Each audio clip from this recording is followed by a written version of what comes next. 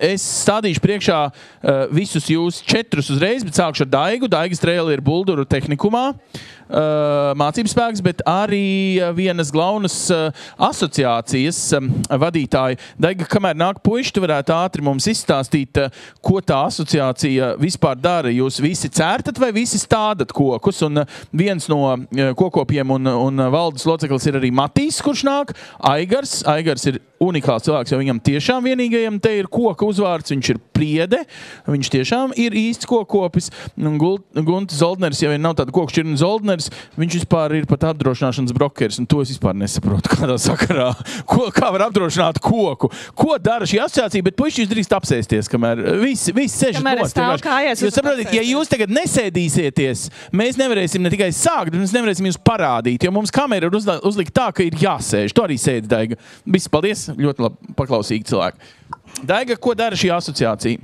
Asociācija ir jauna, bet mēs ne tikai zāģējam, ne tikai stādam, mēs apvienojam, vismaz cenšamies apvienot visas iesaistītās nozares par un ap ainavu, kas veido pilsētvides ainavu. Tātad šodien mēs nerunāsim par Latvijas ainavu, kas tika ielikta UNESCO kā unikāls 100-gads projekts, tas man liekas bija, ja, ka Latvijas ainavu mēs kopjam, ka tas ir kaut kas, ko mēs savai valstī gribam tā kā atdot atpakaļ. Bet mēs runāsim par visu to ainavu, kur vēl cilvēks pieskarās. Viņš tur dzīvo, iet garām, ja? Tieši tā, urbānā ainava. Aha, alejas, parki, kaut kas ap pilsētu, arī ap vienu sētu. Tas ir mana tēva, brāļa, vectēva tur stādīts, tas ir tāds, tas ir šitāds.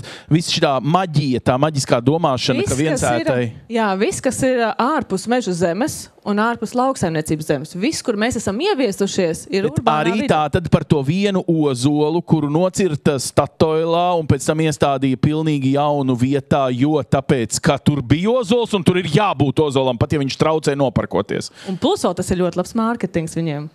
Nu, Statoilam? Jeb tiem labajiem kokiem. Abiem. Tātad nopelnīja visi. Man grūti noparkot. Labi, es jokoju.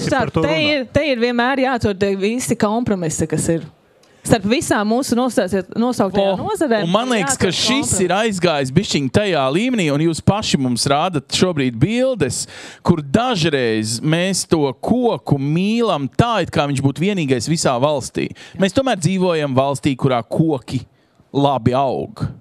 Vai mēs drīkstētu tā kā noņemt mazliet arī to spriedzi, ka pilnīgi visam ir jāizdzīvo, ka par visu ir obligāti jāizsauc televīzija, ka kāds ir apzāģējis vai, laikam ne par diškokiem, ja?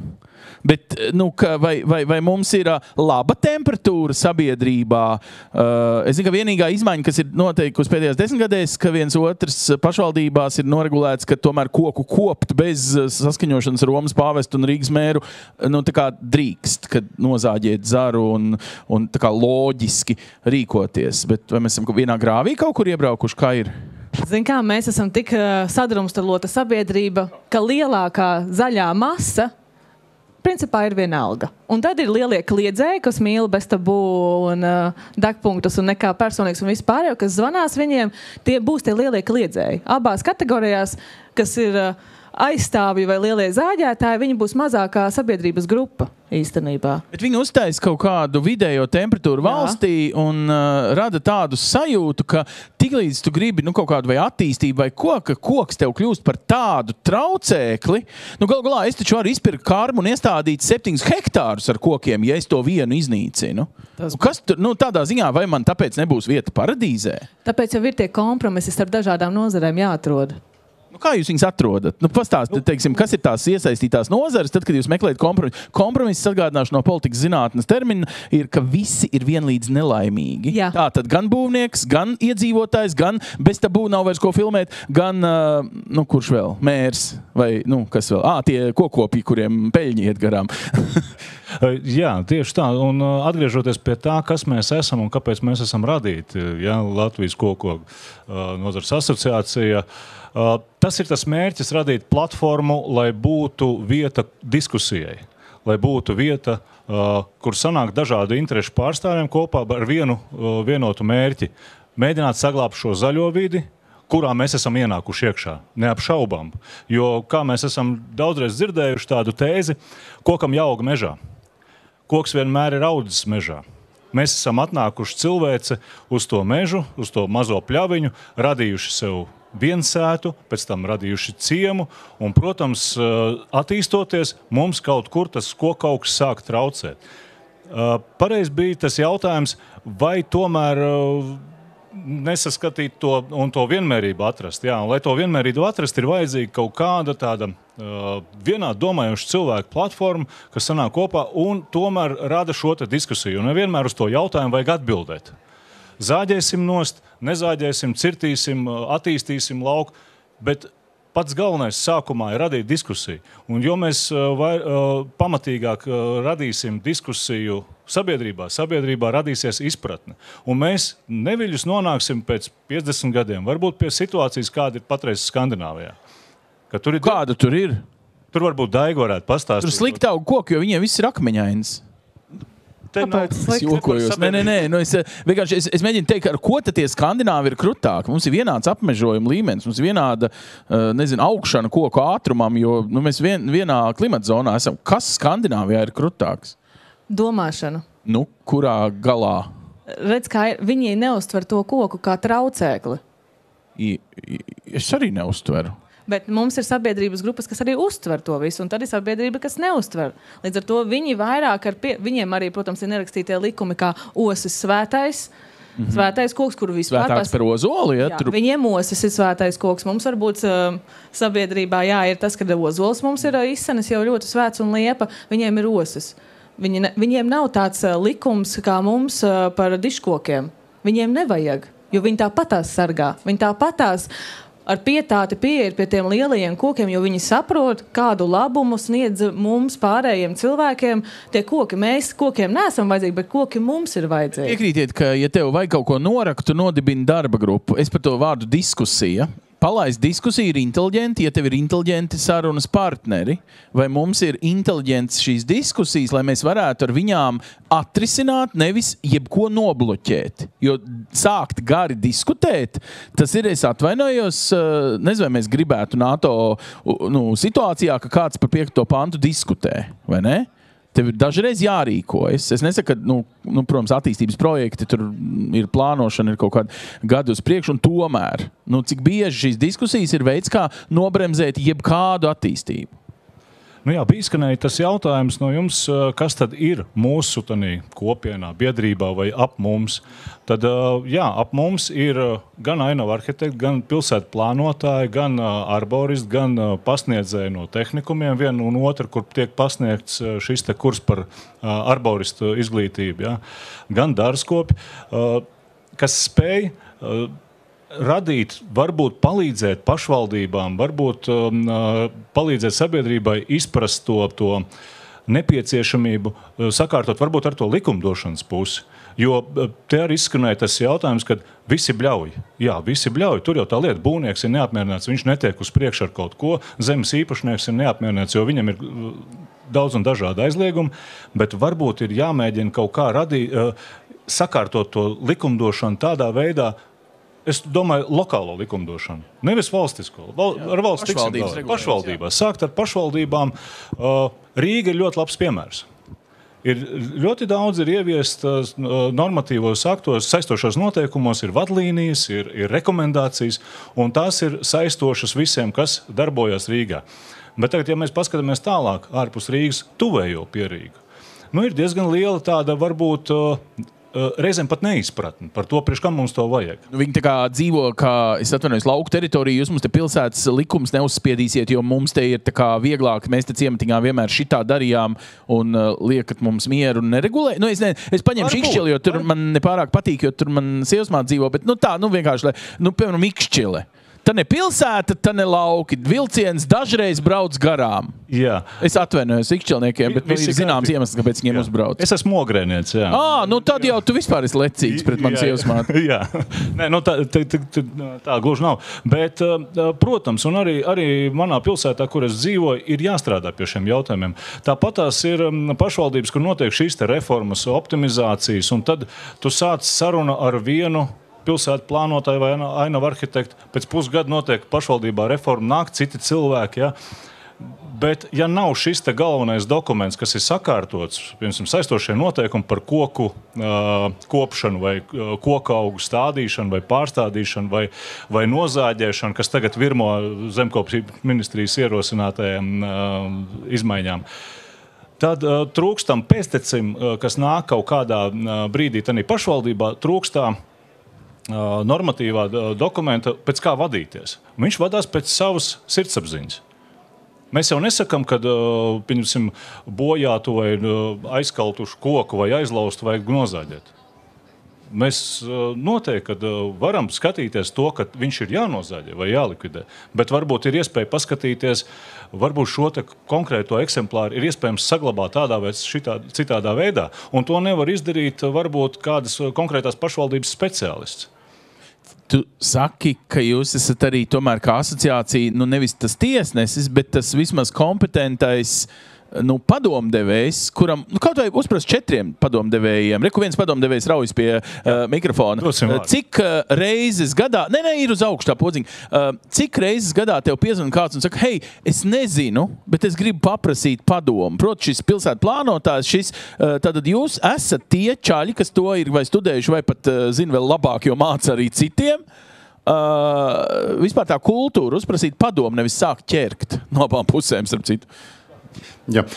Man zvana diezgan bieži, jo mana ikdienas profesija tieši saistīta ar koku vērtēšanu un visām aizsardzībām būvobjektos, bet mūsu kā biedrības galvenais mērķis ir radīt sabiedrībā izpratni par to, cik vērtīgi ir šie zaļumi, šie koki, jo iedomājieties tādu skatu, pieņemsim, šeit pat Rāmavā. Mēs nozāģējam visas kokus. Ar ceļa malu? Vispār visas. Tu saki, lai mēs iedomājamies to, ko mēs tikko redzējām ārā no halles. Jā. Principā mēs dzīvotu Islandē, kurā ir tikai akmeņi. Tur nav koku. Reāli nav. Briti viņiem izcirta pirms 200 gadiem. Tieši tā. Un cilvēks koku, krūmu, arī puķu dobju vērtību sāk saprast tikai tanī brīdī, kad viņš nonāk klajā lauku vidū. Aizvēja nav, ēnas nav, putekļus, kas absorbē, nav, un tā tālāk, un tā tālāk. Mēs varam saukt daudz labas lietas, ko dara koki, krūmi, zālieni, dobes ap mums, bet sabiedrībā vēl aizvien ir tāds uzskats, ka tas koks mums ir traucēklis. Īpaši tie būvnieki, ceļa būvētāji, un galvenais ir svarīgi radīt to izpratni par to, ka tas koks ir saglabājams, veicot būvdarbus, un kad viņš nesīs vairāk labuma nākotnē nekā sliktumu. Protams, pēc pagājušā gada vētras bija ļoti daudz zvani, apmēram tā. Tas koks jāzāģē nost, viņš man uzskatīs uz mājas, uzskatīs uz mašīnas un tā, un šitā, un šitais koks vispār ir slīps. Jautājums, kāpēc viņš ir slīps? Vai viņš tā ir izaudzis, vai viņš ir pēc vētras palicis slīps? Ja viņš ir pēc vētras palicis slīps, tad viņš ir bīstams. Bet ja viņš tā ir audzis mūžos, tad kāpēc viņš jāzāģē nost? Bet viņš ir jāapkopj. Un arī tajā citreiz ir tik daudz birokrātijas, ka tu vienkārši beigās nolem 2 naktī ar zāģi. Un es nezinu, kas to darīja. Tādā Protams, ziņā, ka tur ir arī tā otra daļa, mēs gribam kontrolēt un kā, bet tomēr vēstuli Romas pāvestam ir jāraksta pirms tam. Un tad es domāju, ka daudziem cilvēkiem liekas, tur piekrīt, ka tai sarunai ir jābūt arī tādai godīgākai, ka mēs arī vieglāk tās avārijas situācijas vai tur, kur objektīvi viņš traucē, risinām, nevis uz gadiem marinējam. Nē, tieši tā, koki ir jākop, skatāties dotajā brīdī uz ekrāniem. Šis, starp citu, lai būtu skaidrs, ir kopts koks vai izvarots? Stumbenis? Maigāk izklausīsies piesmiets. Piesmiets, labi. Bet par šiem kokiem, varbūt man ir tāds mazliet brutāls salīdzinājums. Ja mēs kokam nogriežam vienā pusē visas saknes, protams, tur zūd stabilitāte. Nogriežam galotni nost, tur aiziet trupe, nogriezt lielākā daļa vainaga, lapu virsma ir atņemta, koks pa lielam pakāpeniski iet bojā. Mēs arboristi viņu saucam par bumbara laika degli. Un būvnieki, celtnieki vai tie, kas dara tādas lietas, viņi parasti saka, bet viņš tā kā attaugs. Es saku, ok, nogriezi saknes, mēs tev amputējam kājiņu līdz celītim. Un tagad skrien, ja? Tev zudīs stabilitāte tieši tāpat kā kokam. Noņēma lapu virsmas, aizšujam pusmutīti.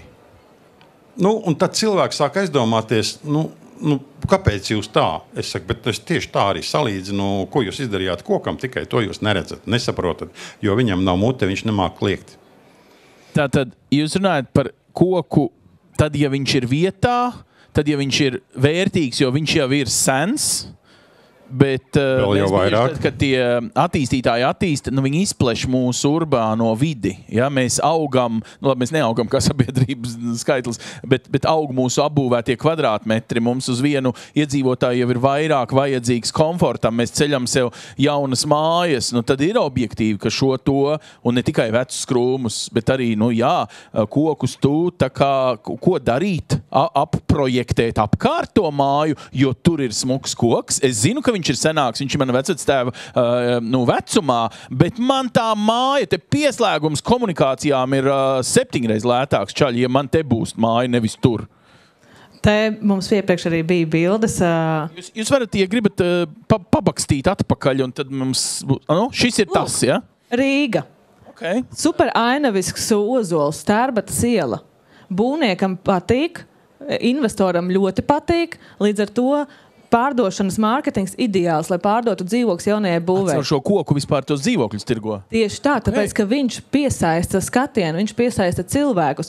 Un projekti pie mūsdienu tehnoloģijām, pie mūsdienu iespējām ir iespējams izdarīt visu, lai atrastu iespēju kokam stabili augt un ilgmūžīgs būt, turpmākajām paaudzēm pat, un izbūvēt ēku, komunikācijas visu pārējo. Projektēšanas gaitā šo vērtību sirdī turot, atnāca pie jums, paprasīja padomu, projektētājs kļuva gudrāks, pieprojektēja tā, iegrozīja un tā. Jā. Un cik daudz procentos gadījumu projektēšanas gaitā rodas jautājums ne tikai, ko saka Latvijas normatīva par elektrodrošību un par ugunsdrošību un par to, kas ir obligāti jāievēro būvnormatīvos, blablabla, bet arī par šo loģiku, ko jūs mums tagad nesat. Par šo sarunu, cieņu, vērtību sistēmu. Tas viss ir apvienojams. Ja būvvalde apstiprina un ir normatīvo aktu robežās, tas viss ir iespējams. Ir, protams, reizes, kad būvvalde pasaka, nē, šito nevar. Tā kā, piemēram, pilsēta. Kāpēc būvvalde ir vainīga? Dažreiz pats projektētājs nav pat prasījis, ka viņam tas ir vērtība. Pats tas attīstītājs, tā hektāra īpašnieks. Protams, tas viss atkarīgs no investora, kuram pieder īpašnieka. Ja viņam ir vēlme saglabāt, un viņš to uztver kā ļoti vērtīgu lietu, kas ir jāsaglabā, tad viņš ies šo ceļu cauri un atradīs tos vidusceļus, kā apmierināt visas puses. Būvvalde nevar pieteikt, tā kā jums obligāti tas ir. Protams, ir reizes, kā uz valsts nozīmes dižkokiem un ļoti vērtīgiem kokiem, viņi pasaka, nē, šo jūs nedrīkstat zaļāt, jums jāatrod citi risinājumi. Un tad viņi iet apakaļ ceļu, un līdz ar to viņiem šis projektēšanas un visa attīstības projekts paildzinās, tāpēc, ka viņiem jāmeklē ir tad kāds no nozares speciālistiem, lai atrastu šos risinājumus. Bet ja sākotnēji jau pie īpašuma iegādes jau piesaista konsultantus, gan būvniekus, gan vides speciālus, visu pārējo, jūs jau varat atrisināt miljonus problēmas. Vai arī nenopirkt to īpašumu, jo tur būs miljonus problēmas. Starp citu. Interesants veids, kā padomāt. Jā. Kā notiek šis process, tā vērtību skala? Jo sanāk, ka normatīvos nav rakstīts, ka tev ir obligāti jānolūdzās koku dievu priekšā, pirms tu tā kā nolemi, kā iesniegt vispār skici. Ja? Un tad būvvaldei prasīt atzinumu vai nē. Runa jau ir par pašu attīstītāju iekšējo sirdi un vērtību. Ne jau tikai par ļauno būvvaldi, kas vilks ar pirkstu visam cauri, vai viss ir izpildīts. Jā, man ir palaimējies savā dzīvē iepriekš, pirms es izmācījos kā arborists. Es 25 gadus nostrādāju taisnu būvnieku, attīstītāju un projektētāju pusē. Un vienu labu brīdi palaimējās strādāt ar vienu investoru attīstītāju, kurš visus savus projektus attīstīja no esošās vides viedokļa. Ja tur bija īpašumā koks, tad viņš pastāvēja uz to, ka viņš ir jātīst un viss tiek būvēts apkārt ap to visu. Protams, ka te parādījās jautājums par to, ka rekur ir man māja, rekur ir ozols, bet rekur man ir lētākās komunikācijas trases veids, kā izbūvēt. Tas tā ir. To nosaka normatīvā akti, kas regulē būvniecības procesu, projektēšanu būvniecību. Ja? Mums nav normatīvais regulējums valstī, kas nosaka koku aizsardzību. Tāda normatīva mums nav. Mums ir dabas aizsardzības pārvaldes noteiktie kaut kādi kritēriji, pēc kā mēs vērtējam dišu vai nedišu koks. Mums ir koku sakņu aizsardzības kaut kādi pieņemtie šie vadlīnijas, cik liels tās robežas ir. Bet nav jau svarīgi radīt dokumentus pēc dokumenta. Un tagad katra puse strādās. Mēs strādājam pēc MK noteikumiem, mēs dzīvojam pēc MK noteikumiem, mēs elpojam pēc. Ja, bet pazūd tā cilvēciskā diskusija. Un te bija tas jautājums par to, kā nonākt līdz tam. Ir vajadzīgs tās dzirdīgās ausis, ir vajadzīga platforma, caur kurieni mēs varētu uzrunāt gan arhitektus, gan būvniekus, gan attīstītājs, gan arī pilsētu plānotājs pašvaldībās. Tanīs pašās, kurās ir būvvalde un kurās ir šie te speciālisti, kas nosaka aizliedz vai neizliedz kaut kādu būvniecību vai koku ciršanu, pieņemsim, būvniecības procesam. Tāpēc ir tā diskusija nepieciešama, un mūsu tas mērķis ir, mēs uzrunājam šos cilvēkus patiešo. Mēs runājam ar arhitektiem. Runājam ar ainavu arhitektiem, runājam ar attīstītājiem, patiešo ar tiem atslēgu cilvēkiem, kas pieņem tos pirmos lēmumus.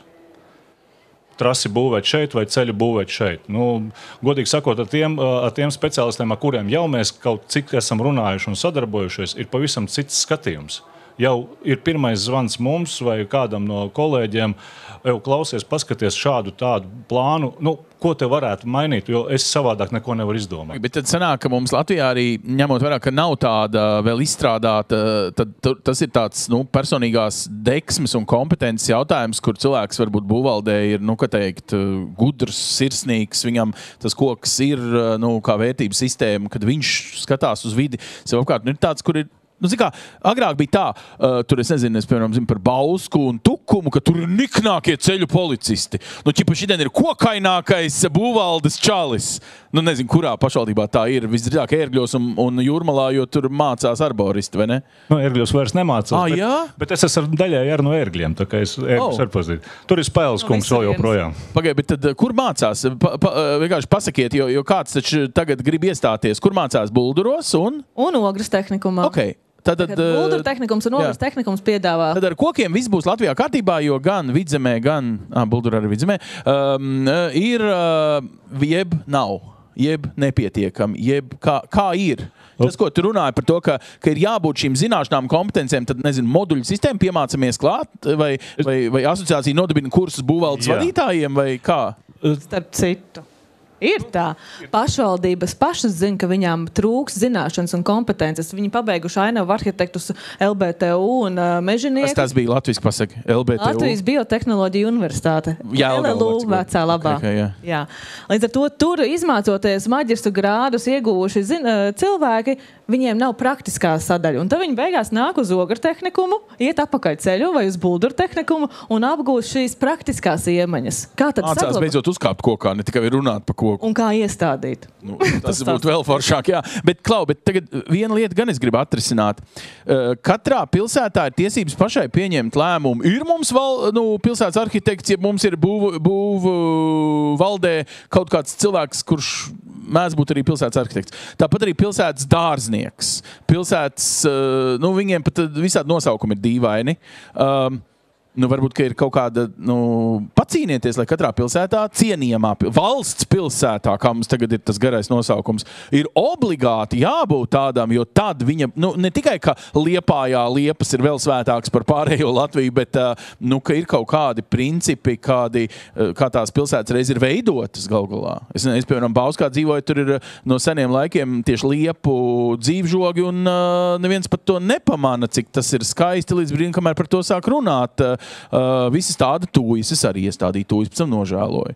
Tādā ziņā, ka būvvalde varētu aiziet līdz tādai pakāpei, ka lūdzu izroc savas vecās tūjas, jo šī pilsētā, tāpat kā ir krāsu kodi. Tu nevari savu māju krāsot bezcerīgā krāsā. Tu vari tikai tādā, kādā šajā pilsētas daļā ir krāsu kods mājām. Tu vari no gammas izvēlēties. Es saprotu, ka es tagad mēģinu tur baigi ekvilibrēt, bet tomēr, ja mums ir kaut kāda vērtības sistēma par pilsētu vidi, atcerieties, atvainojiet, kaku krāsā kādreiz bija Jelgava? Tikai brūna, vienkārši. Tad domājam par šito, ja jau jūs tā glauni nodibinat tādu asociāciju. Protams, tas būtu ideālais modelis, ka katrā pašvaldībā, valsts pilsētā, es ar šo nosaukumu nezinu pateikt, katrā būtu kāds šis te apstādījuma kokaugu speciālists. Mēs nerunāsim par kokopu vai arboristu. Tas ir speciālists, kas veic konkrētas darbības ar konkrētiem kokiem vai kokaugiem. Te būtu vajadzīgs tas plašāka skatījuma cilvēks, kuram ir varbūt kaut kādas ievirzes izglītībā ar ainavu arhitektūru, kuram ir izpratne par būvniecības vai par pilsētas plānošanas procesiem, jo mēs visi tomēr gribam dzīvot sakārtotā vidē, arī pilsētā un arī zaļā vidē. Un tad tāpēc varbūt ir nepieciešams, un kā es arī iepriekš runāju par to, kad pašvaldības ekonomē savus tos izdevumus un likvidē varbūt ainavu arhitektus, varbūt kaut kāds vides speciālistus. Nevar uzspiest pašvaldībām, kad vajadzīga šī štata vienība, viena vai otra, tas vides speciālists, kas tagad pieņems tos lēmumus. Bet tad esam mēs, kas varam varbūt uzrunāt konkrētos jau esošos ainavu arhitektus, vides speciālistus un palīdzēt. Jo mūsu pakalpojums, vismaz manās pašvaldībās, kurā es dzīvojos, es šos atslēgu cilvēkus esmu iepazinis, uzrunājis, un nereti man zvana un prasa kaut kādu padomu. Savas kompetences robežās es to padomu varu dot. Labi. Jā, līdz klās. Tukums, brīnišķīga pašvaldība, viņiem tas ir ārpakalpojums. Jautājums, kurus viņi paši nevar atrasināt, viņi piesaist speciāli, un tas ir bijis caur iepirkumu. Viņiem ir uz noteiktu laika periodu šis cilvēks, kuru viņi izmanto no A līdz Z. Pārējās pašvaldības apmeklē šos kursus, seminārus un paši mēģina izmācīties. Bet te ir divi ceļi, kā kura pašvaldība redz un uzskata. Jūrmala Rīga pati ir gan savus cilvēkus sūtījusi uz apmācībām un ir pat izmācījušies arboristi un strādā būvvaldē apstādījuma inspekcijās, bet Tukums piesaista šos speciālistus. Labi, žetons Tukumam vienkārši pirms pašvaldību vēlēšanām baigi sareklamēt nedrīkst. Citādi. Tu gribi likt klāt, Roši? Jā, pielikšu klāt arī pat tiem likumiem, jo pašvaldībās bieži vien viss ir notiek pēc tā, ko mums diktē likumi. MK vai saistošie, jebkuri, un daudzi pašvaldības ierēģi stingri pieturās pie viņiem. Ja to mums likums atļauj, tad mēs to nedrīkstam aizliegt darīt. Taču viss atkarīgs arī no tā, kāda cilvēkam ir pašam loģiskā domāšana par apkārtējo vidi, un cik daudz viņam ir nepieciešams, lai tā apkārtējā vide būtu sakārtota. Un, protams, koki veselīgi, apstādījumi skaisti, un, lai nav tā braucot pašvaldībai cauri, skatāmies, pliekani apstādījumi. Labi, tagad parunājam par reālo sāpi. Bija tā vētra. Dobelē pirms 2 gadiem Bauskā bija, ja jūs zināt, kā man pa logu, Bauskā mani māja, var redzēt nolaustus kokus, visus, ko sastādīja Pirmo pasaules karu. Ja jūs zināt, kā tās vārnas grib uz maniem kokiem, tagad šajā pavasarī nāk, ko es esmu dikns, un kā tie stumbeņi pretīgi izskatās. Un cik es esmu dosmīgs uz, ka nav tai Bauskā tas īpašais štata vienība, tur ir dārznieks, kur domā tikai par dobēm, nevis par šito, un tur ir ierobežojumi, ka es pats nevaru tur kopt, tāpēc, ka tur man arī aplaust koki tur un tā. Un tas viss ir aizgājis tādā, ka beigās es skatos, ko dara kaimiņi. Viņi vienkārši nospļājās un zāģē paši.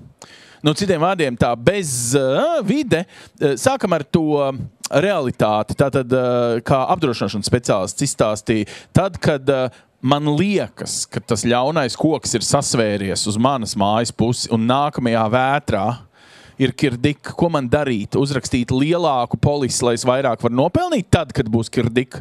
Jeb, godīgi pateikt, bet paskatīties, viņš ir reāli sasvēries, un man liekas, ka arborists varētu paskatīties, ka viņš vēl ir arī nepārāk stiprs, un ka vispār ņemam nost, jo man ir bailes. Man tur ir nesen remonts tajā mājas daļā. Es tur jumtu pagājušajā gadu uzliku.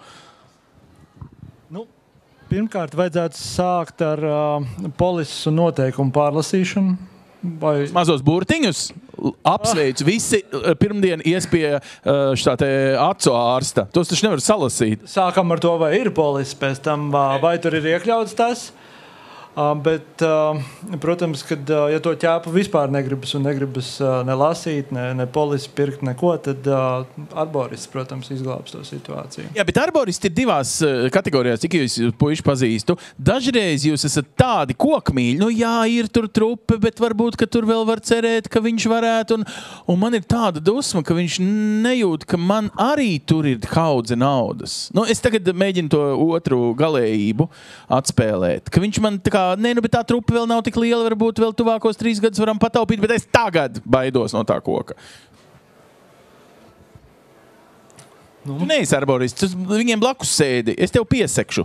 Saki, kā ir, ko darīt? Apdrošinātājs, starp citu, apdrošinās pie kuriem nosacījumiem jau izdomās, ka koks ir force majeure, tavs mīļākais vārds noteikti. Nu, redz, kā ir vidējais latvietis, mazos burtiņus un polises nelasa. Nekād, neviens. Ir kāds, kas nav vidējais latvietis? Kurš lasa mazos burtiņus polisēm? Nu, nopietni. Ļoti labi. Bet tā kā apdrošināšana tomēr ir bizness un vidējais latvietis tāds kā ir tāds, kā viņš ir, viņš noteikumus nelasa, tad apdrošinātājs savu biznesa ietvaros to deķīt velk uz savu pusi. Viņš izdomā tos noteikumus. Jā. Protams, vienam ir tur jābūt vētrai vismaz 17 metru sekundē, otram 15 metru sekundē, trešajam jābūt postījumiem arī blakus ākām, lai pierādītu, ka tā ir vētra. Nu, nāksies lasīt, bet pats minimums, ko var izdarīt arī vidējais latvietis, ir pajautāt. Jā. Jo kamēr apdrošinātājs redz to, ka visi vadās tikai un vienīgi pēc cenas, noteikumus nelasa un arī neko nejautā, nu tad viņš arī tur airē. Nu, bet tad iedod man priekšā, ko pajautāt. Tu esi starpnieks, tu esi brokers, tu neesi pats apdrošinātājs, tu pārdod apdrošināšanu. Tad tu vari man ieteikt, kā labam pircējam, kurš ir gatavs piemaksāt piecīt vairāk, kas būtu tad tie mazie burtiņi, ko es no savas puses varu pielikt klāt, nevis tikai pakļauties tam, kas jau tur ir mazs uzdrukāts. Pirmām kārtām savam apdrošināšanas pārstāvim izstāsti visu, kas tev ir, jo liela daļa pat to neizdara. Jā, izstāsti, ka tev ir tie koki, izstāsti par kādus riskus tu saskati un pajautā, vai man tas būs iekšā. Jā, vai... Viss, ko es izstāstīšu, būs tikai uzcenojums manai polisei. Man liekas, vidējais latvietis domā tā, jo es mazāk pastāstīšu, jo man būs mazāks polises prēmijas maksājums. Kā būs labāk, ka tu samaksāsi mazāk par polisi, un tad, kad notiks, to nemaksās? Labi, tā jūs tipiskādi. Tas jūs katru dienu sakat visiem. Jā, bet tev arī tā skaitā īstenībā liela daļa nelasot šos noteikumus nemaz nezinu, kad, piemēram, tavs tūjs ir apdrošināts. Tu zināji to? Jā, lielākai daļai polišu ir... Es varu viņus nelaistīt vasarā, jo viņas ir apdrošinātas. Nu, nē. Nelaistīt vai pats nozāģēt un prasīt atlīdzību īstu nevari, bet daudz nemaz nezinu, kad privātpersonu īpašuma polisēs ir paredzēta atlīdzība arī labiekārtojumam. Jā, tur, nezinu, vētras postījumi vai kaut kādi citi nelabvēļi kaut ko sadara, vai kaimiņu koks uzgāžās virsotā vai dobītē, jā. Tad, kurš no apdrošinātājiem paredz konkrētu limitu, līdz kuram tu vari arī prasīt dobītas atjaunošanas. Paldies, es tiešām redz, ir citreiz forši, ka kāds pastāst, kas tur ir rakstīts ar mazajiem burtiņiem. Bet, ja nopietni, lielais koks, kuru es tagad, tikai šodien, no tavas teiktā, ņemšu vērā kā figņu, par ko padomāt pērkot nākamo polisi, un varbūt pat pie cita čaļa, vai ne? Nevis pie tā, kas līdz šim jau iegājies. Būs kas? Apdraudējums, apgrūtinājums vai vēl viens iemesls vienai fotogrāfijai vai aģents atnāks pirms izrakst polises klātienē pārliecināties, par ko viņš arī uzņemās tā kā to iespējamo risku. Nu, piemēram, mēs tagad dzīvojam klajā vietā, mums tie pirmie koki, kas tika nolausti, ir jau nolūzuši tā, tad vējš nākamajā reizē nāks man. Nu, ja es loģiski domāju, tad patiesībā risks pacēlās 2 reizes, 3 reizes, 7 reizes, 100 reizes. Tad, kad tev vajadzēs polisi, neviens cits neiedziļināsies. Apdrošinātājiem nav laika, tam viņš ir sakārtojis noteikumus, sistēmu, pēc kura viņš pelna naudu. Ja tu pats nejautās, tad, sorry, tu dzīvos pēc viņa noteikumiem, bet ja tu pajautās, hei, kas būs, ja mans lielais koks tagad šķūnītim vai mājai uzgāžās virsū. Ja? Un tad melot viņš nemelos, viņš atbildēs, vai tev vajag tuvākajā meteostacijā vismaz 17 metrus, vai pietiek ar 15, vai koka paša uzkrišana bez vētras vispār arī sādz atsevišķi noteikumi. Ja? Bet viņš to atbildēs. Galvenais ir jautāt. Labi, jautājumi. Te man ir komentārs. Mēs mīlam iebūvēties mežā. Jaunie mazie ciematiņi, kas meža zemēs tur ielien iekšā. Brīnišķīgi, super dārgi, milzīgas, skaistas villas tur ir, bet viņi ir meža zemē iebūvējušies, izcirtuši ārā, un te ir tas jautājums, izmainot vidi, meža zemes vidi, atstājot tos pāris slaidās mastu priedas, tas ir laika jautājums, ka viņi izgāzīsies pat bez vēja, jo viņa mežā augot nav veidojis lielu stipru sakņu sistēmu. Un te ir nepieciešams, ja jūs pērkat tādus īpašumus vai vēlaties iebūvēties meža zemē, kur ir bijis koki, izcērtot ārā pie nākamajiem vējiem un pat nevajag 15 metrus sekundē, ka viņi gāzīsies vai slīdēs ārā no zemes. Bet tad vienkārši rēķinaties, līdzīgi kā pērkot koka māju ar malkas apkuri, man ir lielāka maksa par apdrošināšanu, jo ir nosacītais lielākais risks kaut gan. Ja? Tad līdzīgi bez maz vai vienkārši rēķinies, ka atnāks Rainis un nolauzīs tev tās priedes. Jā. Rēķinies, ka tādā teritorijā tev ir paaugstināts risks, bet es nezinu, vai apdrošinātāji to zina. Bet mēs, speciālisti, to zinām. Tagad apdrošinātāji reāli zina. Es domāju, pirmdien viņš nočikos visiem kolēģiem. Man vēl piebalstams arī pa vējiem un meža zemju izmantošanu apbūvē. Tipisks piemērs bija gan rudenī, gan 2 gadus atpakaļ Kauguru jauniešu centrs. Tur viss bija ļoti labi redzams, bet arī bija paredzams. Un pa jautājumu, vai tas koks pie mājas ir labi vai slikti, vai labāk tomēr dzīvot mājā, kurā nav koku, ir vienkārši stāsts. Bija vētra. Man nolūza zars, iedūrās jumtā, iztaisīja jumtā caurumu. Bet kaimiņš, kur dzīvoja bez kokiem, kur nebija aizvējš, viņam jumtu noplēsa vispār. Tad kā ir labāk. Un runājot par to koku un par tām trupītēm, ja koksnē parādās jau kaut kādi dobumiņi, trupītes, tā ir daudz dzīvokļu māja, tur kas tik tur nedzīvo. Bet, ja skatāmies pamatskolas izglītību, mācījāmies visi mēs fiziku. Truba stāv tieši tikpat labi, cik cilindrs. Viss atkarīgs no trubas sieniņa biezuma. Un manā skatījumā ir tāpēc svarīgi šos kokus veikt koka novērtējumu. Un arborists uzrakstīs slēdzienu par tā koka stāvokli, un pateiks, kā jūs teicāt, nē, šitais vēl var stāvēt. Jā, to viņš var pateikt, vadoties no savas pieredzes, un tādējādi koks paliks dzīvs.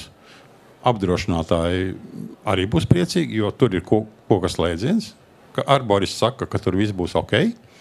Un līdz ar to, redziet, jau 2 kompānijas atrada sadarbību, un tā mēs ejam tālāk. Bet tas bišķiņ izklausās arī no sērijas, no arboristi sev izdomā darbu, lai par atzinumiem vienkārši prasītu, Atvieglojums, teiksim, šī gadījumā arī. Labi.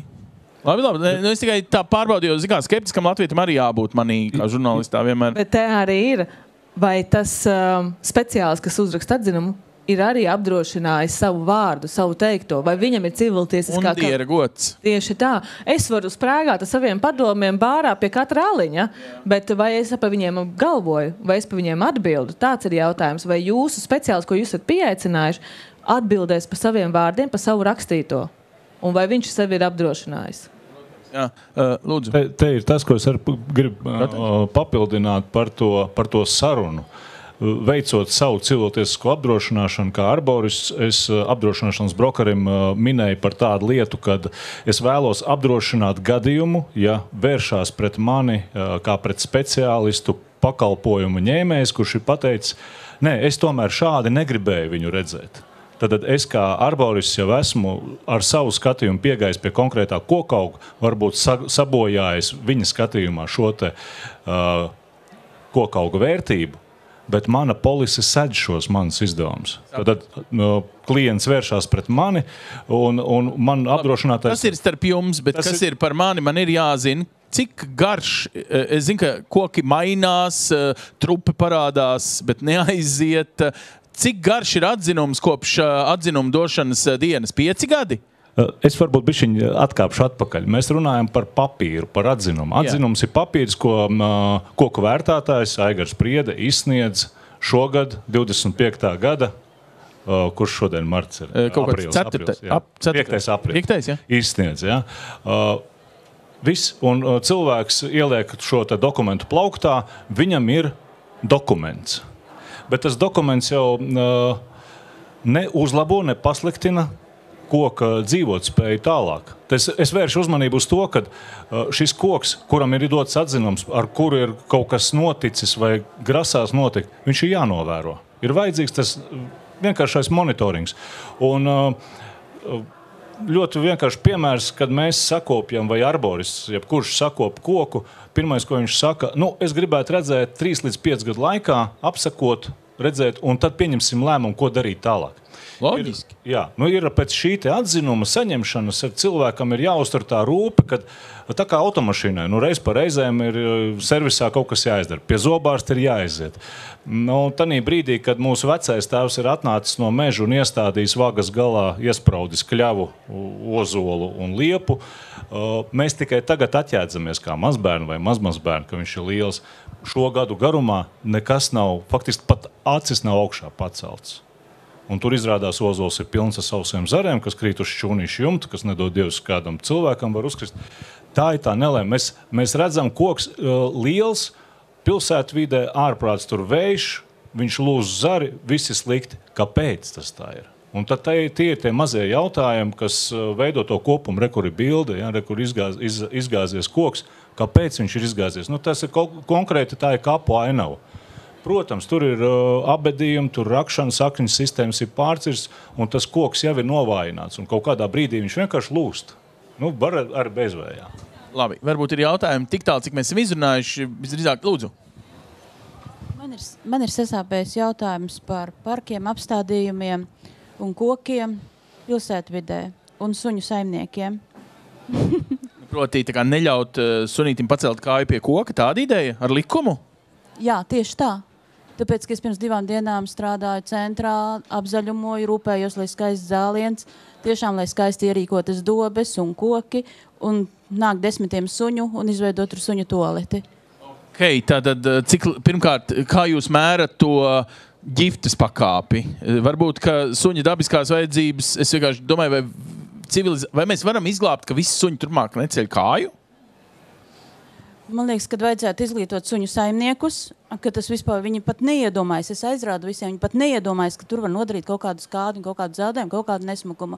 Man liekas, vajag izveidot nodevas, ka šobrīd nav nekādas nodevas par suņiem, suņu saimniekiem un izveidot pastaigu laukumus. Un vēl viens jautājums, cik ļoti ietekmē, cik lielas kokus ietekmē tas suņu diezgan ģiftīgais.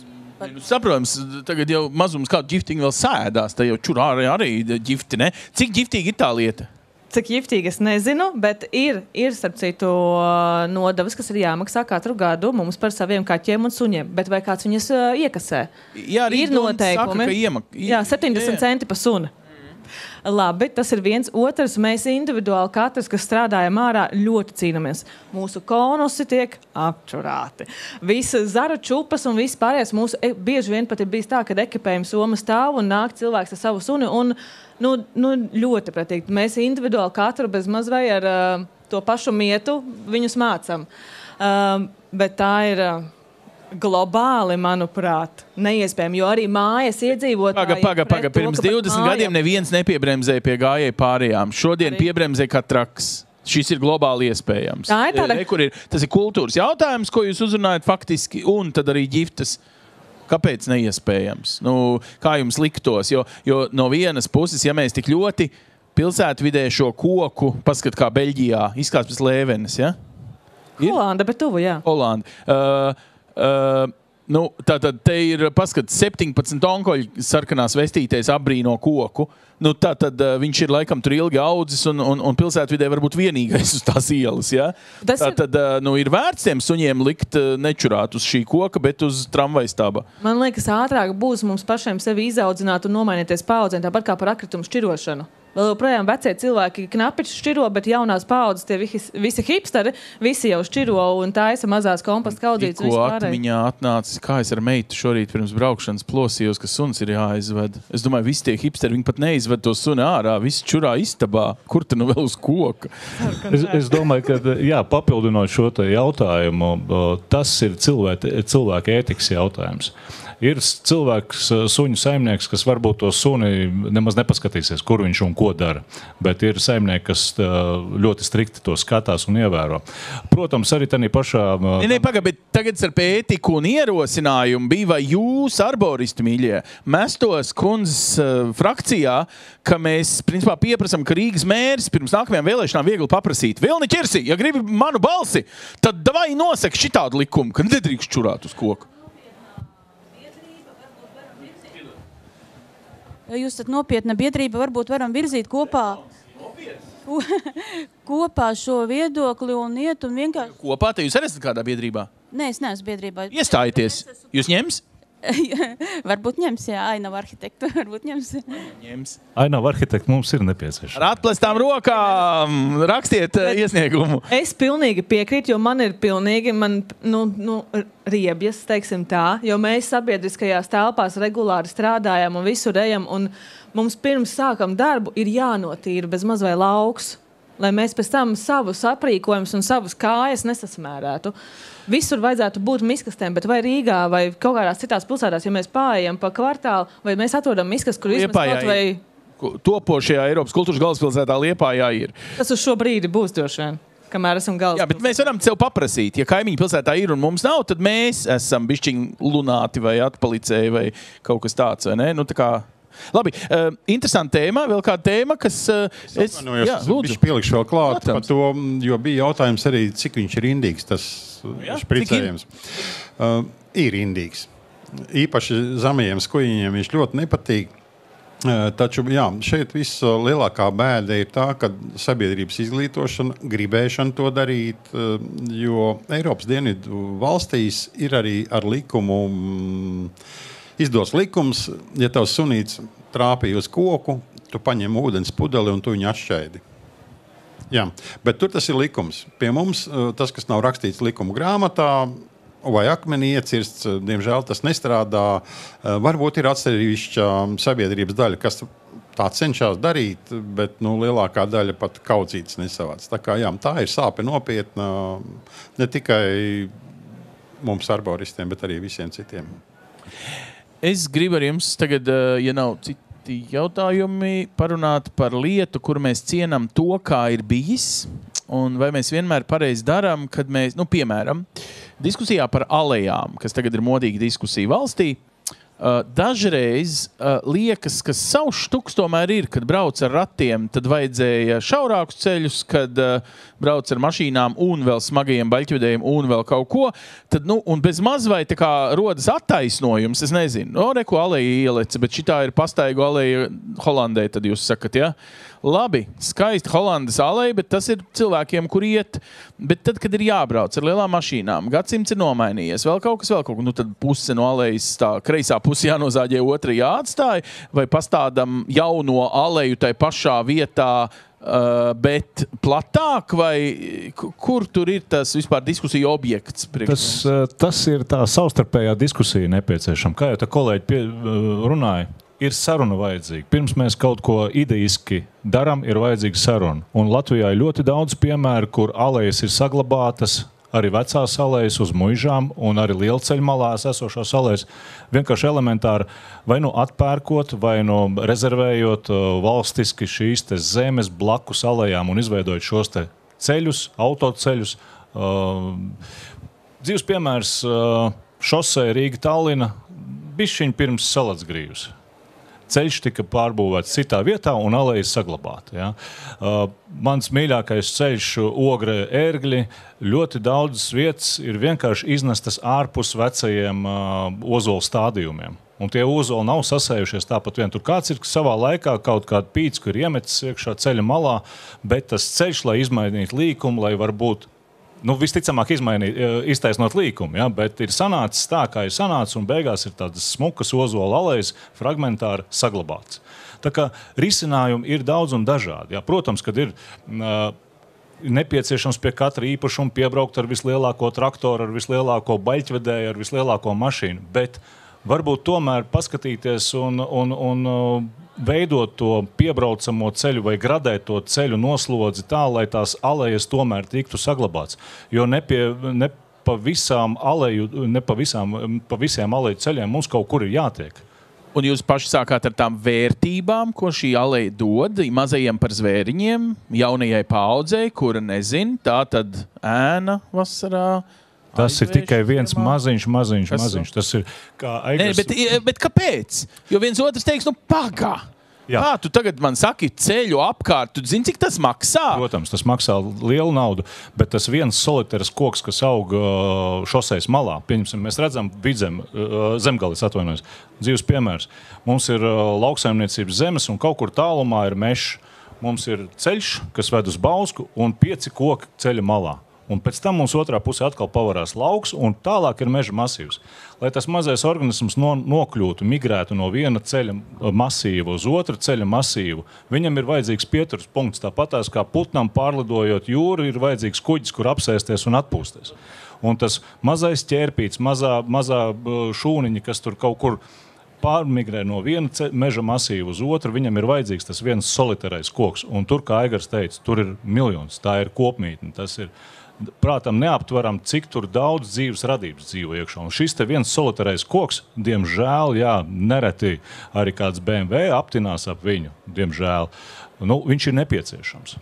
Tāpēc, un nerunājot jau par alejām, tur ir vēl cits tās Daiga papildināt. Es gribēju papildināt ne tikai dabas vērtības, tas ir. Tā ir kultūra, tā ir mūsu kultūra vēsture, starp citu. Un... Nākamais arī mums ir ceļa satiksmes drošības noteikumi, ceļa zīmes, 30 ceļa zīme, ceļa sašaurinājums vai uzmanību kaut kādas bīstamības. Tas viss ir izmantojams un realizējams tajās vietās, kur nevar pārbūvēt to ceļu blakus vai sabiedrība nepieļauj, ka nozāģē tos kokus. Tas ir tāds viens un... Es gribēju kaut ko vēl pieminēt. Par to vērtību tām alejām, kur es gandrīz tā kā aicinātu jūs kā asociāciju mazliet tādu atgādināt par vērtību sarakstu. Ne kā par baušļiem, ja? Jo tos jau mēs visi zinām un ievērojam, protams, mēs jau negrēkojam nekad. Bet man liekas, ka tā skolas bērnu līmenī, lai kāds varētu pateikt, ka vienkārši smuki un vēl kaut kāds labums ir, var tā sabiedrība? Kurš vēl var pateikt daudz? Vēl bez vārda smuki aleja? Ko vēl aleja dod sabiedrībā? Ja mēs te cīnamies par šito tēmu, laikam mums tas vairāk ir vērtība, mēs par to runājam, bet paplašinamies uz Latvijas 2 miljoniem iedzīvotāju, cik daudz tagad varēs man apkārtnē pateikt, ko tā aleja vēl dod? Tā ir smuka, tas jau ir diezgan daudz. Protams, ka ir smuka. Tas jau ir ļoti svētīgi. Atceramies arī to, ka neviens koks nav uzskrējis arī mašīnai virsū. Un ir tas, kad tas... Nereti mums ir alejas taisnī Grants ceļa malā. Ja? Tas ir Grants ceļa izkalšana. Bieži vien vasaras sezonas laikā ir putekļi drausmīgs. Un jebkurš koks ceļa malā, jebkurš koks mums dārzā, jebkura ābelīte 30-gadīga, 20-gadīga mums dārzā dod to vienkāršo valgumu. Jo te bija mums slaidos fotogrāfija, viens parks ar sabojātu koku un soliņu apkārt. Arī ko ir, ja? Šis ir sabojāts koks? Ne šī bilde, bet šis koks bija, tad Daiga pašķirs tulītās. Jā, bija šī tālāk. Dzīves piemērs. Šiten. Jā. Šī brīdī šis soliņš vai kaut kādā atpūtas vieta konkrētajā vietā ir bezjēdzīga. Jo pensionārs nevar apsēsties, jo viņam nav valguma. Karstā vasaras dienā plus 25. Māte ar bērnu ratiņiem tur nesēdēs, jo vasarā, tur nav ēna, tur nav nekas. Savukārt, ja mums ir šis te koks, viņš dod valgumu, viņš dod aizvēju, viņš dod mitrumu, kas ir nepieciešams apkārtējai. Ja? Man ir dzīves piemērs, ka man laukos pie mājas nozāģēja lielu kļavu. Nozāģēja arī bērzu, kas blakus ir, jo traucēja. Nu, acīm redzot, cilvēkiem traucē. Un kas parādījās, nākošajā gadā mēs rijām putekļus. Līdz brīdim, kad tomēr kaut kāda asfalta veidīgi tur uzlēja virsū. Tad šī te kļava, kas ražo nenormāli daudz skābekļu ar savu lapu masu, ja, viņi dod to valgumu, kas ir nepieciešama karstās vasaras dienās. Un tās karstās vasaras dienas mums paliks arvien vairāk un vairāk. Klausies, Savādāk būs liels pieprasījums pēc kondicionieriem. Šis ir lētāk. Koks ir lētāks nekā kondicionieris un elektrības patēriņš, ko viņš ražos vasarā, kad mums ir tās svēlmes. Neizliksimies, ka šis nav par mums. Es zinu, ka es Horvātijā kādreiz pirms 10 gadiem filmēju tādus sižetus, kā viņi var tā kā energoefektivitāti, un tad tiešām koks, ko vecvectēvs bija iestādījis mājas pareizajā stūrī, viņiem deva nesalīdzināmi labāku temperatūru Horvātijā, ja, kur ir kas pa sauli. Labi, es par vienu citu lietu, es tagad uzlieku psihais zaļais kaimiņš. Vienkārši uzlikšu tādu cepuri. Man tagad uz ielas ir vienu liepiņu sabombardēja karš, otru ceļu būvējot. Tur sakņa nākamajā kaut kādā. Es tagad skatos, klausies, bet tiešām pirms 100 gadiem te bija skaista liepu aleja uz tās ielas. Es eju uz pilsētas domi. Lūdzu, aprakstiet manu vispār rīcību. Man vajag, lai atpakaļ tādā pašā sekvencē, kā tur tās liepas ir augušas, jo rekur uz ielas viņas vēl dažās vietās turpinās, saliekam jaunas. Es saprotu, ka tās mazās vēl ilgi neizskatīsies pēc tām vecajām, bet lūdzu saliek. Jā, es zinu, ka tur Latelekom vādi tika rakti, jā, es zinu, ka tur ir jauni kaut kādi pazemes ūdeņi un ko, bet man vajag tur atpakaļ koku. Un tas, ko man pilsētas doma sarunā saka, ir ok, es zinu, es neteikšu jums, kurā mājā, bet jums kaimiņos dzīvo 2 idioti, kas teica, ka vispār lūdzu novāciet, projektējot šo jauno ceļu, visas tās fakinās liepas, jo baigi jāgrāb lapas.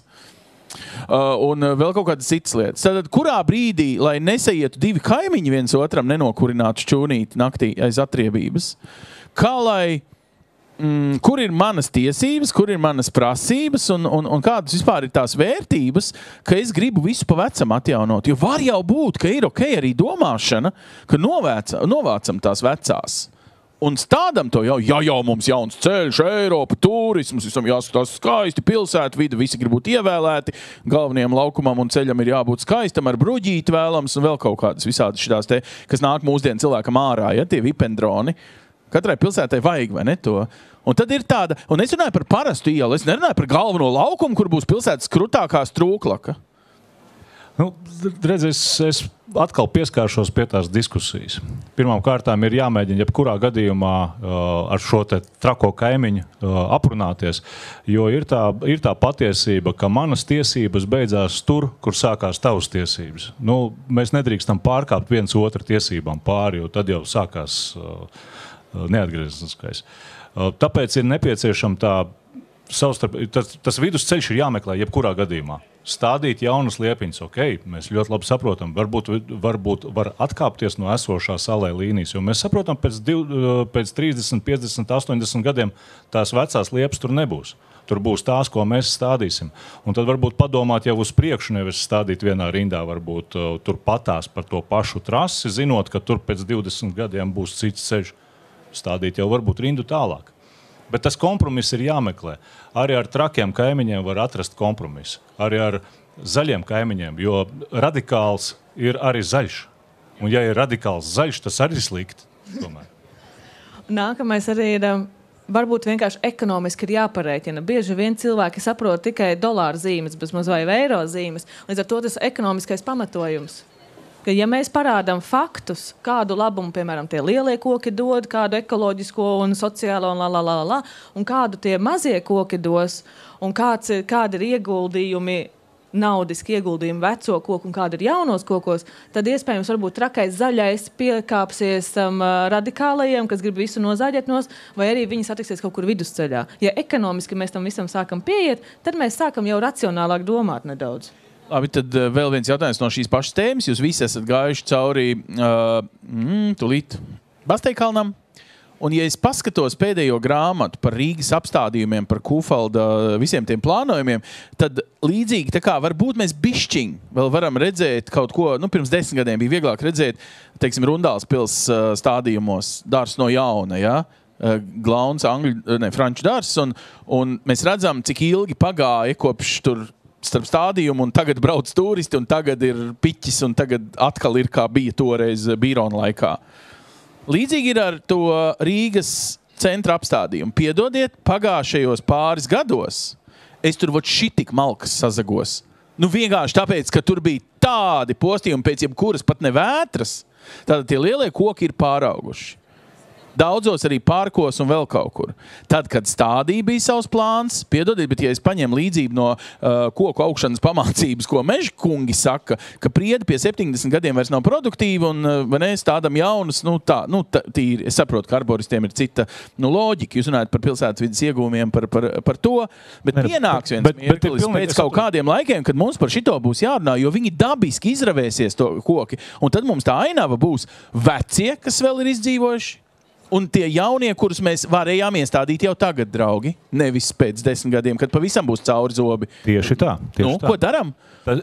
Mūsu uzskats ir tas, ka nav tā, ka arborists ir tikai traki zaļais. Arborists un kokkopja un tā zaļā cilvēka, tā filozofija arī tā, ka ir jāatjauno. Ir jāatjauno tā pilsēta vide, ir jāuztur arī ilgtermiņam. Mēs nevaram dzīvot tikai tāpēc, ka mēs dzīvojam tagad un mums ir 100-gadīgi koki apkārt un mums viss ir ļoti labi. Pēc 50 vai 100 gadiem nebūs tev koku vairāk, ja, kas tagad ir 100-gadīgi vai 200-gadīgi.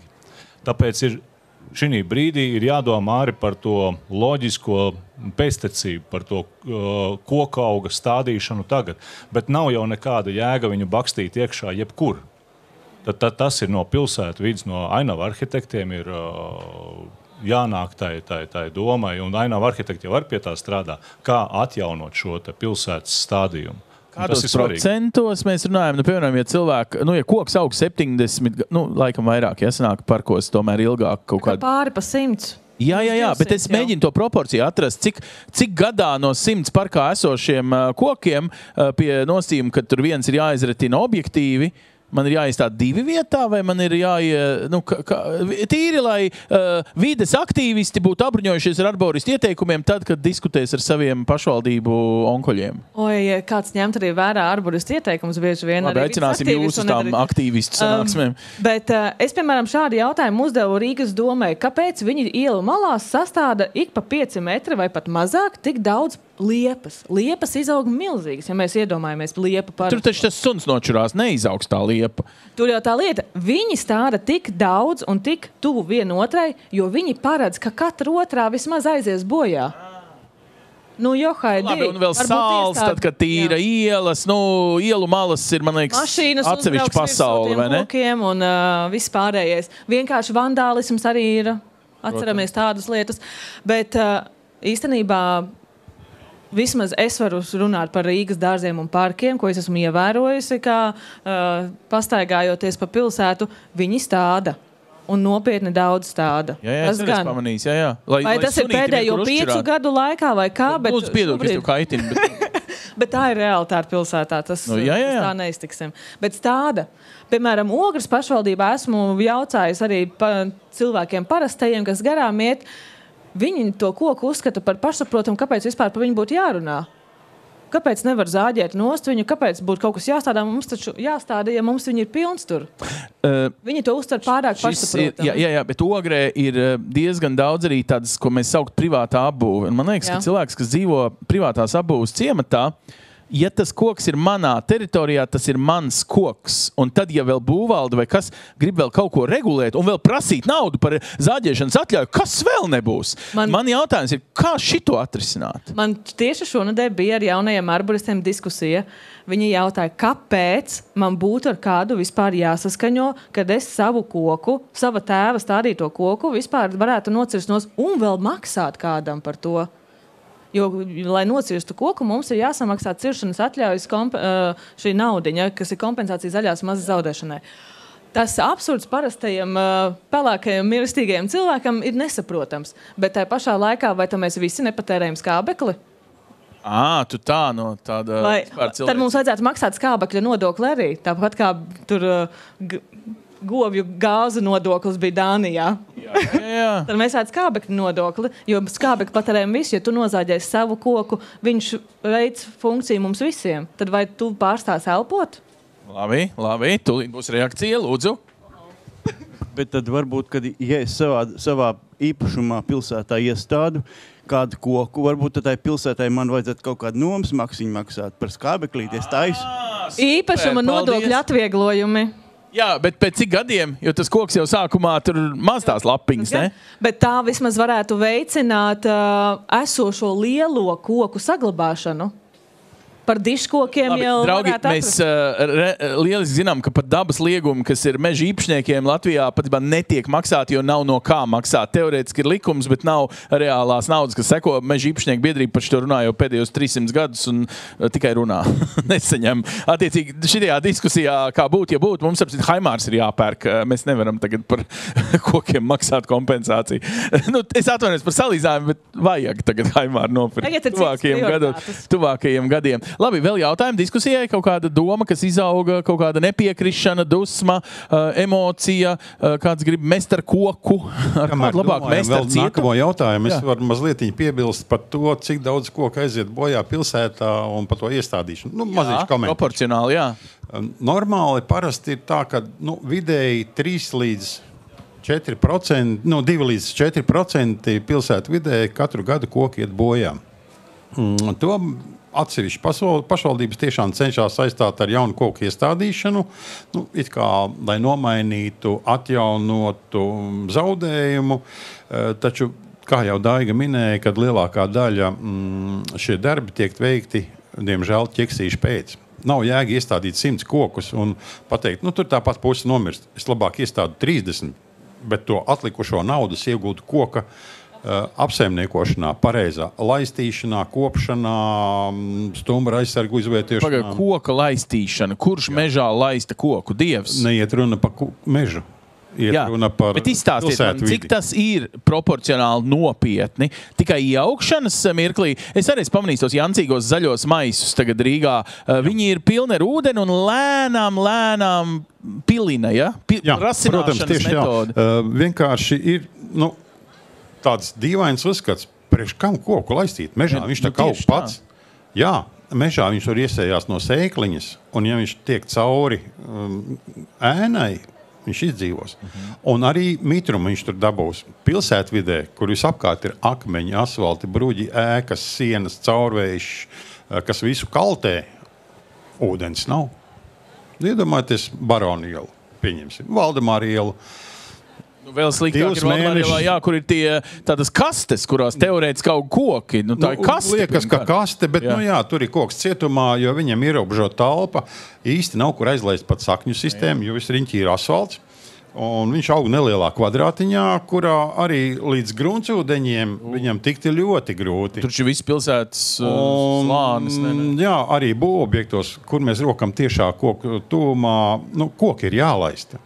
Ja mēs to nedaram, mēs radām tīšu bojājumu. Kāds ar citu koks jau nesaka priekšā puķīti novīs, tad aizmirs aplaistīt, uzreiz tā kā skrien un viņa atdzīvojas. Kā koks pasaka, ka viņam ir pamaz? Lapu koks visticamāk novītinās lapas vai nobirdinās lapas. Tā kā pavisam, ja, tad jāsagaida. Jā. Koka pirmā reakcija lapu kokam ir līdz, ko viņam trūkst ūdens, viņš atbrīvojās no lapu virsmas, kas caur kuru ļoti liels ūdens daudzums iztvaiko. Tas normāli izmēra koks dienā apmēram patērē 150 līdz 500 litrus ūdens. Tie ir 50 spaiņi. 500 litru ūdens ir 50 spaiņi. Paklau. Tik daudz es nevaru. Man, kāds ūdens rēķins būs? Jā, bet ja paskatās, cik daudz pašvaldības tērē ūdeni, laistot vasaras puķus. Visus puķpodus, visas apstādījumus tikai ar puķiem viņi konstanti apsaimnieko, laista, apčubina, aprušina, samēslo, bet viņas pēc tam rudenī aiziet uz kompostkaudzi. Koks kalpo mums vairākus 10 gadus. Pats teica 70 gadi kā mežiniekam. Tik interesanti, tā iepriekšējā dārzniece runātāja, kas no tā naudu pelna būtu palikusi, nevis aizgājis pusdienās, ka tagad būtu ģiftīga saruna. Jo koku mums pēc iesādīšanas reāli pirmos pāris gadus vajag salaisīt, un tad liekamies mierā. Viņš pats tiks galā. Vasaras puķis, sīpolu puķis. Tas ir tas pats, kā rudzu audzētāji diskutēja ar meža audzētājiem no tā 1 hektāra, kurš vairāk izceļ. Patiesībā beigās 100 gadu griezumā tikpat. Jo tā atraudzība 100 gadu griezumā tikpat. Nu, labi, es dzirdu argumentu, bet gluži aiziet līdz tādai pakāpei, ka pilsētā ir dienests, kurš no tos 500 litrus uzgāž, jau mēs laikam tuvākajā laikā. Atkal ārpakalpojums. Nē, labi, jūs atrastu, kā to ārpakalpot. Bet es domāju, ka mēs neesam stadijā, kurā sabiedrība ir gatava maksāt pat par to. Es iedomājos Rīgas dārzi un parki, tos onkoliņus katru dienu ar traktoriem. Varētu no Daugavas ņemt to ūdeni. Nē, šobrīd jau tas notiek. Rīga, Rīgai ir ārpakalpojums, viņiem bijuši iepirkumi uz koku laistīšanu, bet uz jauno koku, ne jau uz veco. Okay, kamēr ieaugās. Jā, protams, tieši tā, pirmos 5 gadus viņi laistīs. Tātad braukā no kanāla, no Daugavas, no Jūglas ezera. Viņiem ir vietas, kur ņemt ūdeni, tāpat kā ugunsdzēsējiem, vai tie paši hidranti un tam līdzīgi. Pēc tam braukā un laista viņus. Protams, ir arī bijis aicinājums sabiedrība lūdzu pati arī dariet to. Veikala. Sabiedrība izved sunīt, viņi domā, ka un ar to pietiek salaistīšanai. Vai ne? Tur jau tā lieta, ka mūsu sabiedrība, tu minēji to, ka, piemēram, Ogres gadījums, kurā es dzīvoju jau 25 gadus. Redzēji, tas viens bija Ogres koks, te bildītē patinieki. Jā, tas bija Ogrē. Diemžēl viņam ir diezgan klājas slikti, un viņi ir 2 koki vai pat 3, ja nemaldos, vienā vainagā. Bet mums ir tā sabiedrības izpratne par to, ka mēs dzīvojam, arī liela daļa dzīvojam daudz dzīvokļu mājās. Ļoti liela daļa. Un kas notiek ar daudz dzīvokļu māju? Mēs ienākam kāpņu telpā, labākā gadījumā mēs paceļam papīrīt, varbūt kādam bērnam končs ir izkrits, bet otram papīrītim mēs paēdam garām, uzbraucam ar liftu uz 8. stāvu, atslēdzam durvis, aizslēdzam sevis durvis un viss. Un tā ir mūsu māja. Un mums ir pilnīgi vienalga, kas notiek 9 stāvu vai 5 stāvu mājas pagalmā. Mēs neejam aizrādīt suņu saimniekam, kas čurina un kakina sunīti kaut kādā apstādījuma dombē. Mēs neapčubinam kaut kādu košumu krūmu. Es velku uz to, ka mēs tik daudz tērējam laiku cīnīties pret, ka mēs esam kaut kur palaiduši to garām, kad mums vajadzētu cīnīties par.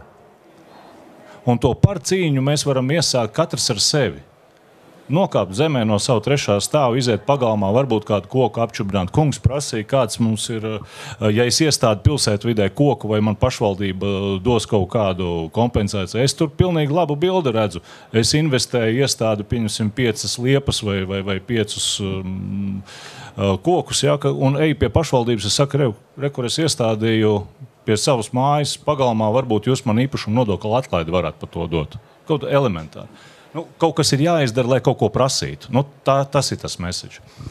Pilsētvides kopumā ir teorētiski tagad ir pieeja, ka cilvēki var rakstīt projektus, pašvaldībai ir jādara, jo tas ir iedzīvotāju griba, tie, man liekas, ir 5% no attīstības budžeta, kur saucamās iedzīvotāju padomes varētu to ietekmēt. Ir pašvaldības, kur iedzīvotāju padomi pat nav, jo vienkārši kūtrums ir visu varens, bet ir vietas, kur ar iedzīvotāju padomēm var dabūt pat apvedceļu. Aucē nesen, vai vecaucē, lielaucē, aizmirsu. Aucē nesen bija gadījums, kur cilvēki izsita pat no Latvijas valsts ceļiem, ne tikai no vietējās pašvaldības, ka tas viņu ceļš tur būs pirmkārt nevis tas, ko tur pašvaldība gribēja.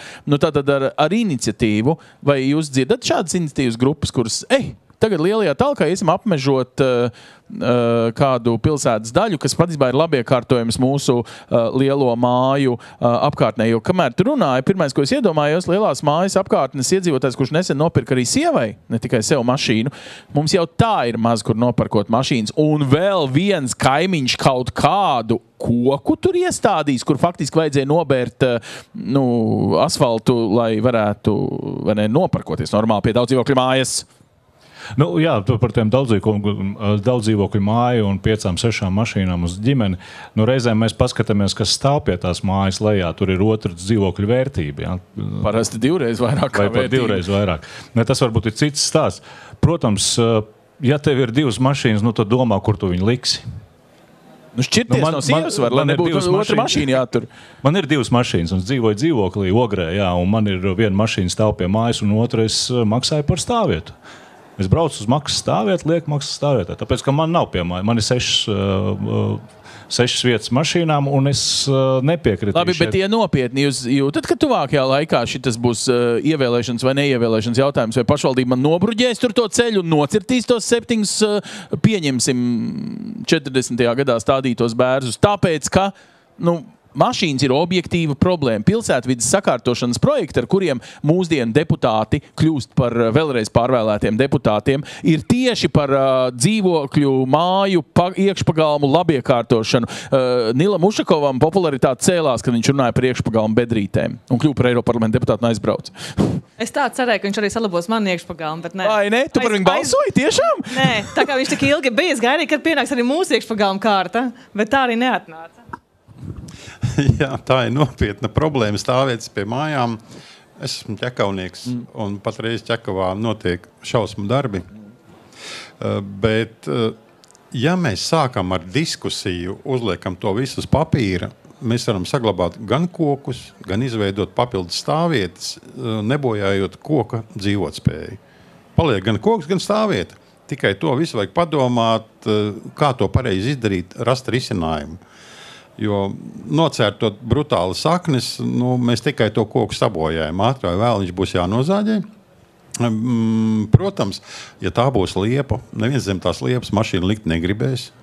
Īpaši vasarā, jā. Jā, tad visi lapu izsīdums, mašīnas ir šausmīgas, taču vienmēr pastāv iespēja, ja mēs stādām jaunas kokus pie jaunajos mikrorajonos, sugu daudzveidību ieviest, stādām citus kokus. Nestādām liepu. Paklausies par sugu daudzveidību, tu man uzjundīji. Es biju Ukrainā nesen un skatījos tur tos, ko jūs sakat, tur tos aizsargus pret, kad viņi pret vēju un pret visiem tiem zemes eroziju stāda tās papeles. Viss man bērnība pagāja mocoties ar papelēm. Šī ir invazīva suga, kur ievazāja Padomju Savienību, un mēs ienīstam Padomju Savienību, Ukraiņus nē. Jo vispār papeles ir no Ukrainas. Bet mēs reāli tās fakinās papeles. Pareizi, tās ir papeles. Vai es viņas ienīdīšu kopā ar visiem kaimiņiem, kas dzīvo pie šitām Maksims Rimī tām tur, glabātuvēm. Kāpēc mēs, es nezinu, vai ir kaut kāds modes kliedziens šitajā? Padomu laikā bija invazīvā suga papeli, jo ātri aug. Forši. Atbrauc okupanti ar visām papelēm, kā man riebi. Tas bija mērķtiecīgi radīts. Tas nebija atbrauc okupanti ar papelēm, bet tas bija dēļ tā, kad tika masveidā būvēta rūpnieciskās zonas. Un tā bija Juglas teritorija, tā bija Ķengraka teritorija. Papeli ir atraudzīga, bet man bija palēmējies, es rakstīju kursa darbu vai kā. Man pasniedzējs Lapiņkungs varbūt atcerās. Kad es izvilku tēmu par papelēm, un viens, kas man iekrita atmiņā ļoti zīmīgi, kad pieaugus papela spēja dienaktī saražot skābekli, kas ir nepieciešams 4 cilvēkiem. Tas ir tā kā vairāk nekā normāls koks? Jā.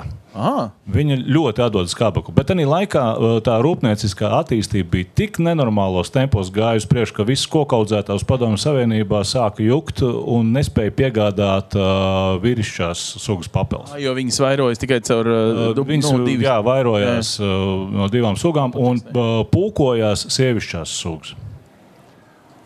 Pūkains, meitenes, protams, mums patīk džekiem, bet es par invazīvām sugām vai varbūt arī ar modes kliedzienu kopā. Varbūt, ka jums ir, ieteikums, varbūt kaut kāda vienkārši, ka klimata pārmaiņa rezultātā ir sugas, kuras tagad jau augtu, nevis izsaltu šeit. Mēs varam paplašināt.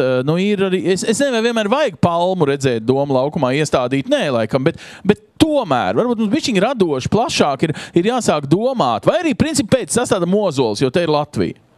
Papeļu vietā, vai viss? To visu mēs varam darīt, jā. Sugas vienmēr mēs varam atrast, bet, ja runa pa papelēm, arī nav mans mīļākais koks. Man vienmēr ir bijis teiciens, laba papele ir gar zemi papele, jā. Bet, jā, tad, kad viņas stādīja, tas bija tāda nepieciešamība, ka tos mikrorajonus vajadzēja ātri strauji apzaļumot. Viņš bija ļoti strauji ātraudzīgs, ļoti daudz skābekli ražoja. Bet aizmirst vienu lietu, kad papelē pilsētu vidē mūža garums ir 40-50 gadi. Viņš bija jāmaina nost pret citām vai pret citiem kokiem. Vai tad, kuriem? Pasaki, kā cilvēks, kas kaut ko saprot, pret kuri ir labākie, tāda liepa tev nepatīk, jo izsvīst, papeli tev nepatīk, jo bērnības trauma. Iedod man, kas ir skaists koks, un laikam ir atšķirība, ja? Koks atsevišķi, kaut kur parkā, un koks tādā alejā gar trolejbusu. Jā, katram kokam, protams, ir sava vērtība, savas daļums, un teikt viennozīmīgi. Liepām nē, liepām jā. Labi. Varbūt nevajag parasto liepu, varbūt mēs iestādām Holandas liepu vai platlapu liepu. Platlapu liela vai Amerikas vai Latvijas liepu Latvijā, nekādā gadījumā Holandas. Un, teiksim, platlapu liepa ir viena no bagātīgāk ziedošajām liepām. Un iedomājieties, ka viņi tāda liels koks, burvīžu zieds, smaržīgā pilsa bītēm, kūkainīši arī mums vajadzīgi ir. Jā. Un arī kastaņi. Burvīgs augsts pilsētvidē. Daudziem mums nepatīk raibkodas radītie bojām uz lapām vasaras otrā pusē.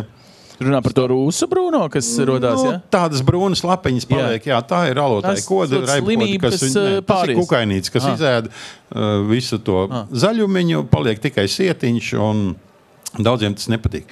Stādam dzeltenos kastaņus, palsā kastaņa, viņš ir ļoti līdzīgs. Bet viņu neēd. Ēdamais kastanis pēc tam izaug, ne? Zeltenais kastanis. Maronijas tādām, lai var ēst. Starp citu, ēdamais kastanis ir ļoti jau mūsu Latvijas apstākļiem piemērots. Var stādīt. Sloks ielā pie Zorgavicas mājas, man liekas, aug, smuks, labs, turās.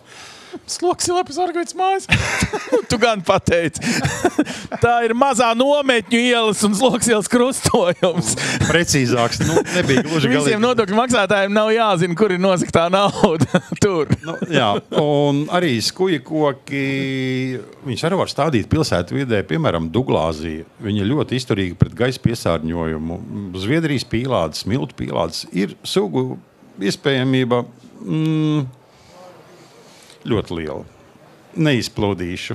Labi. Nē, forši ieteikumi ir. Mums jau vajag arī bišķiņi pasapņot, vai ne? Ko mēs stādīsim kā nākamo koku lielajā talkā. Vēl var paspēt. Tas par tiem modes kokiem. Šobrīd modes koks ir tā liepa. Nenormālīgos kvantumos viņu stāda visur, kur vien var iebakstīt iekšā.